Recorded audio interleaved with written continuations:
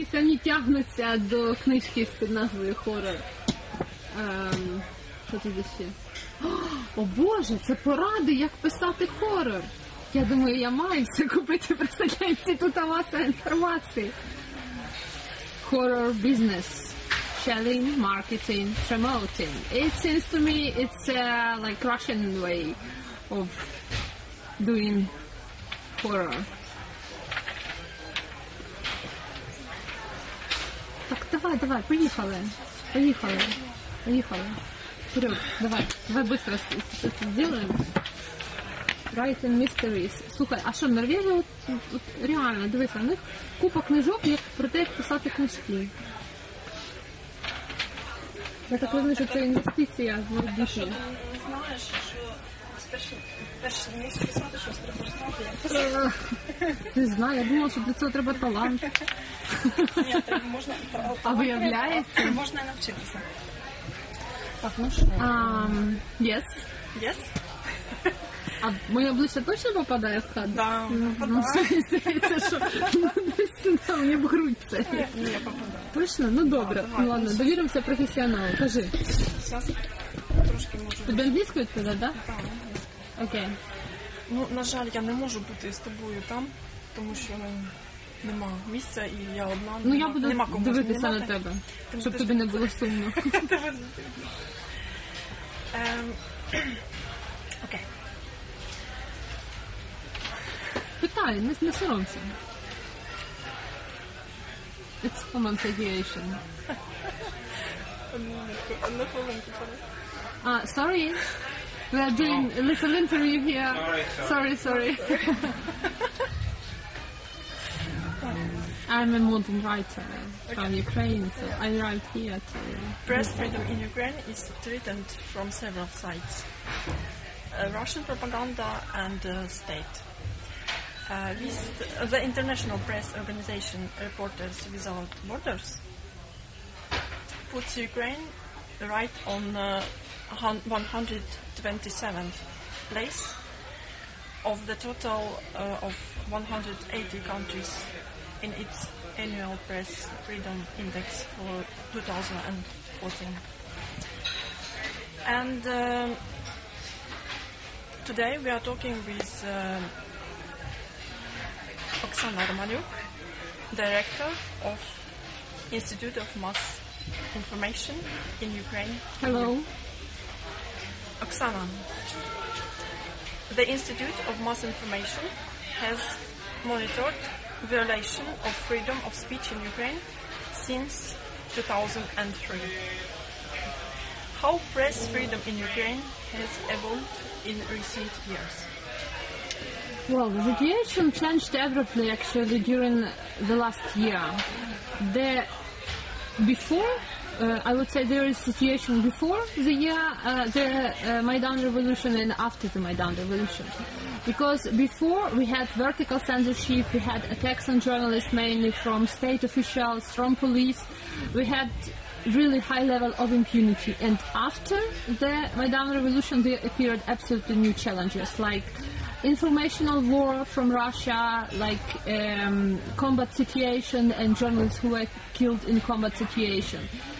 At the same time, concerning, and we have very big problem concerning the situation in Crimea and in the east, where people are just deprived of their right to have information. Concerning the situation on the mainland Ukraine, how you would say, it has improved compared with Yanukovych times, of course, very much. The main difference is that the fear has gone.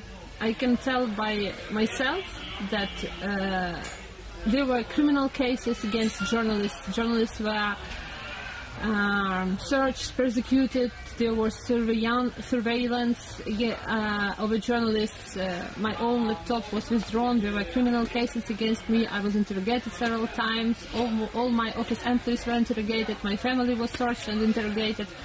And we were under the threat that we would get into the jail just in a week or two.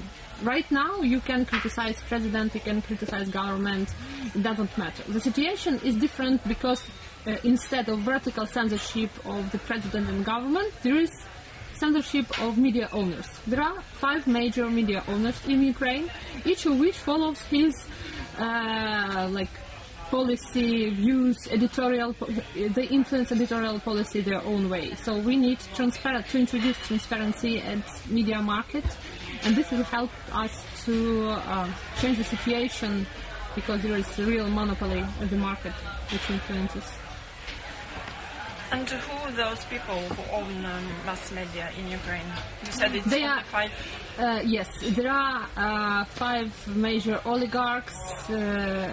Maybe I will not repeat their names because I will not tell you much, but each of them, and among them actually our president is the owner of TV 5 Canal, which is quite strange, and we would like to I believe that there should be amendments into legislation to forbid state officials to be owners of mass media, because it's not correct. I know that there is this kind of the same situation in Czech Republic, but it's really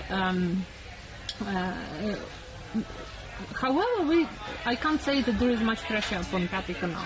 There is a suspicion on the level that it is not correct, but we haven't seen that there is some censorship. There are a lot of open air, 3 hours every day there are open air discussion.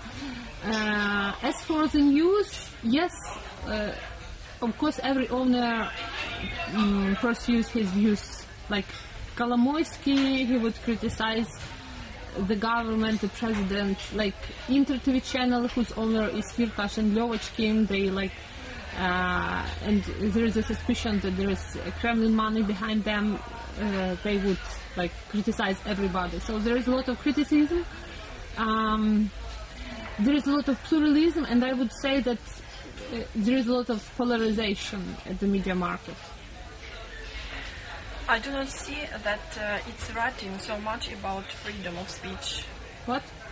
I can't see that it's writing so much about freedom of speech. What do you mean writing? No, can по-українськи. Можна я скажу потім? Okay. I cannot see that it's writing so much about freedom of speech in Ukraine in the Norwegian media. What do you think is the reason for this? Well, for every country, the most interesting situation is inside the country. The same is for Ukraine. For Ukraine, the most interesting situation is what's going on in Ukraine. And, But there is a lot of articles about Russia, about other countries, but not about Ukraine. What do you think the reason for it? The reason is that traditionally foreign media treated post-Soviet region as a whole. Sorry. No. You enjoy. Sorry. We enjoy. I forgot about this camera, Yeah, sorry. And the reason is that the post-Soviet Union is still treated as a united thing. You see, they believe that Moscow is the center of the region, and traditionally there were foreign correspondents, namely in Moscow. There were foreign media offices, namely in Moscow, and they traveled from Moscow to other countries, to other regions. This is not correct, because we have you see, it is a kind of post-colonialism situation. It is we are struggling for our independence, which we really did not fought for after the Soviet Union dissolved. So for us it is very important that Europe understands it, and that foreign correspondents arrive to Ukraine to cover the situation about Ukraine and not to Moscow, because it is strange to believe that staying in Moscow you can cover the situation correctly of what's going on in Ukraine. The same we have seen with other foreign correspondents who for instance, arrived in Donetsk to report about the situation in combat area. But in Donetsk, it's just the only one side. They should go also to report from the Ukrainian side, the Ukrainian controlled territory. It would be correct. It would be the balance. This is what sometimes lacks in the foreign media.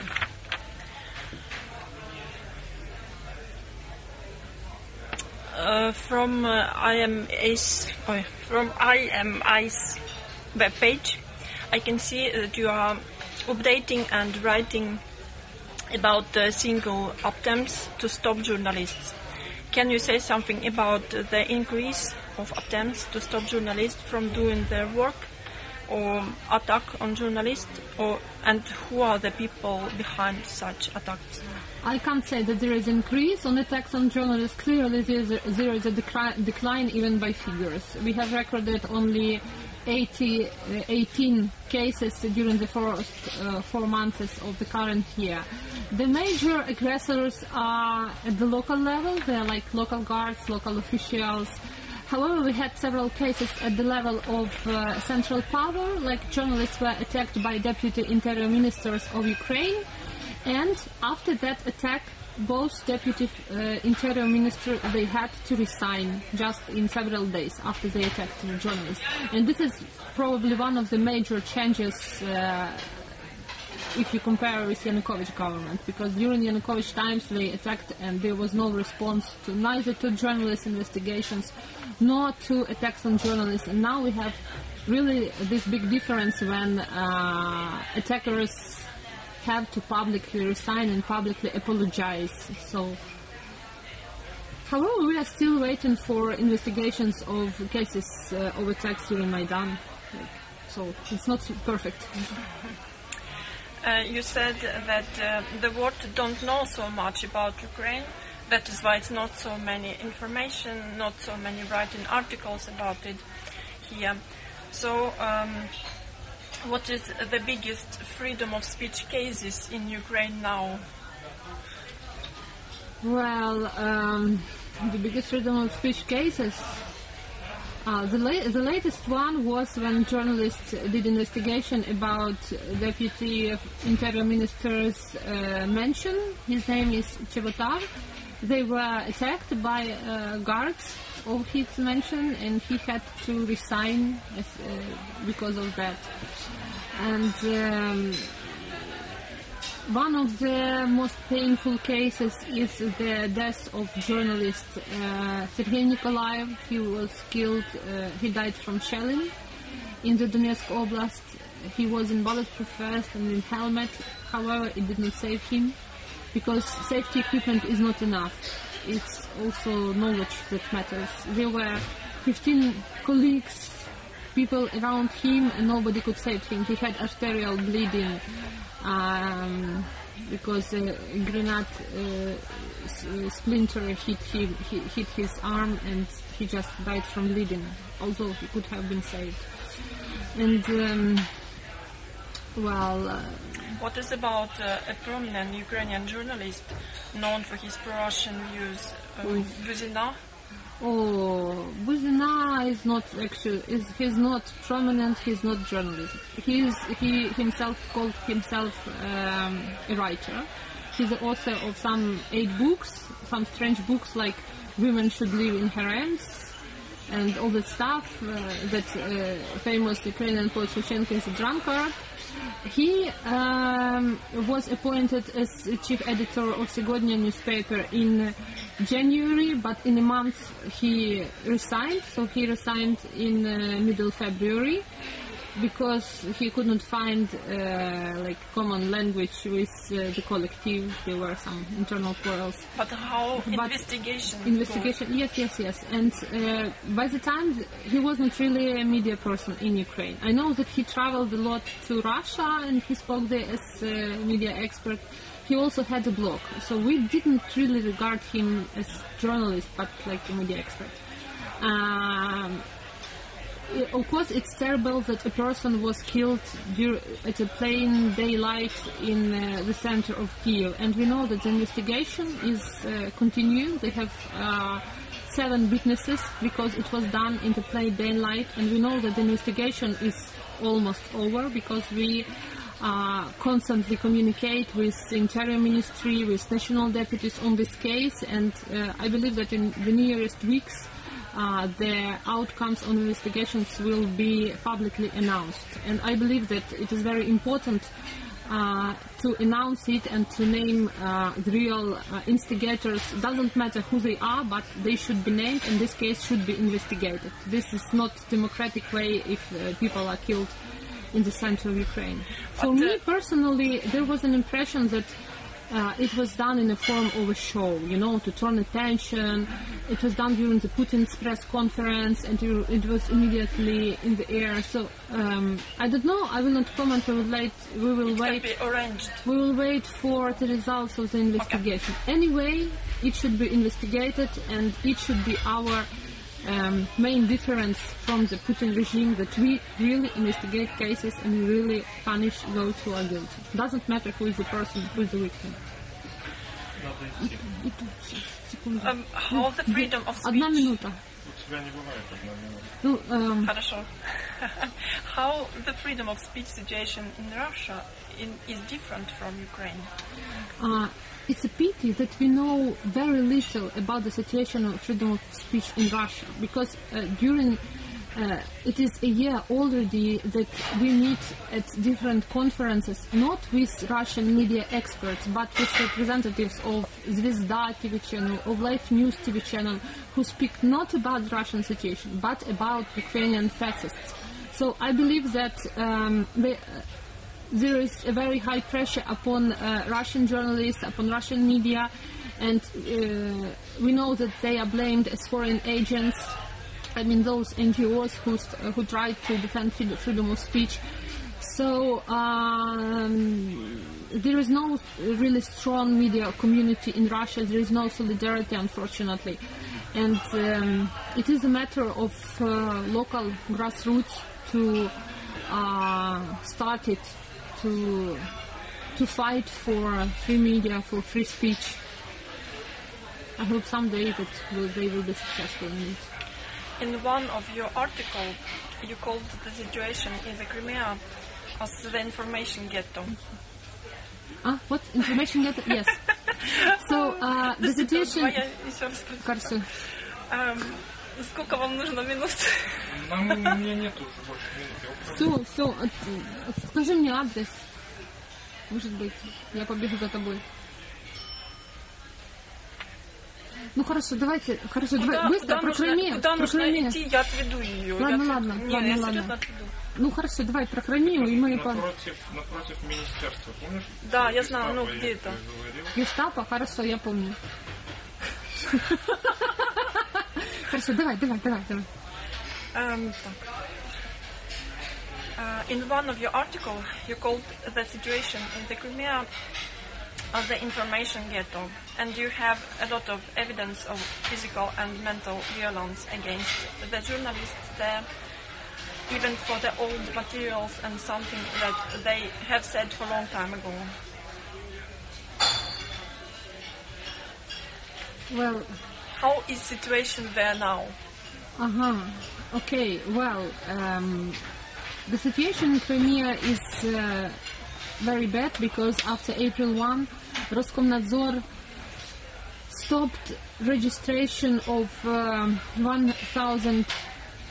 over 1,000 local media, and only around 250 local media remained in Crimea. Out of them, only one Crimean Tatar language newspaper. All the other journalists lost their right to report because they lost accreditation. They have no access to official meetings, parliament, and everything. There is no foreign journalists, no Ukrainian journalists, no Russian journalists. There remained only local, very loyal media to the local authorities. At the same time, there is a high pressure upon journalists in terms of searches, interrogations, arrests. In April, there was arrested cameraman of ATR, Crimean Tatar language TV channel, and he was accused of extremism. There was an attack on local journalist who tried to criticize Sevastopol authorities. She had a serious cranial trauma, serious head trauma, and she was seriously beaten. And there is another flow of journalists from Crimea to Kiev. The first flow was a year ago when this pressure only started, and the second